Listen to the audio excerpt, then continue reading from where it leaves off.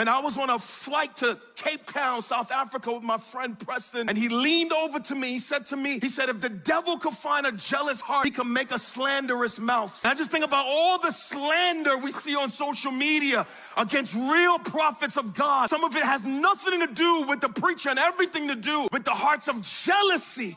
And what the devil has captured that heart of jealousy and transformed that mouth into a fountain of toxicity to just keep tearing down true servants of God. You got to put down somebody else's ministry to prop yourself up. And this is the Pharisees and the Sadducees and the elders and the scribes and the people of the day. A man appears who fulfills all of the Old Testament prophecies of the coming Messiah. And instead of receiving him as their leader, they reject him with jealousy in their heart. Jesus comes down to the end of his ministry, goes into Jerusalem for what will be the last week of his life. On the way in, he comes into the shouts of Hosanna. People who recognize him for the Messiah, cleanses that temple. By the time he comes to Friday, he is a prisoner. He is betrayed by a close friend, Judas. He is abandoned by his close friends, Peter and the other apostles. He is left by himself to stand trial at night. 6 illegal trials throughout the night for cowards who could not try him in the day. By the time the sun comes up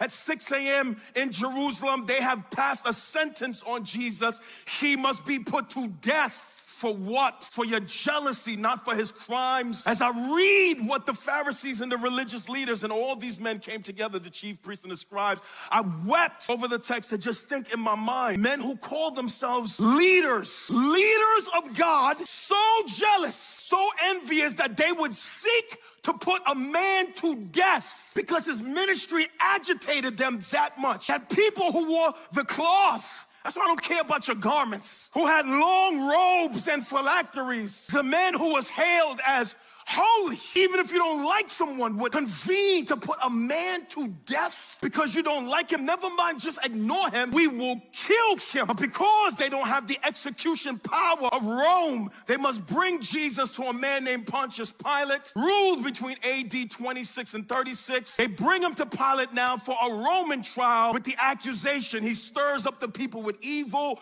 He's a false teacher. He tells people don't pay taxes. He calls himself the King of the Jews. He is an enemy of Caesar. Pilate now hears the trial, and last week we began the beginning of the trial of Christ. We'll finish that trial in this text. I want to just read to you the passage from last week, Matthew chapter 27. Matthew, the eyewitness, now reflecting in time, reporting on the trial of Christ, says, when the morning came, in verse 1, all of the chief priests and the elders of the people took counsel against Jesus to put him to death. They bound him, and they led him away and delivered him over to Pilate, the governor.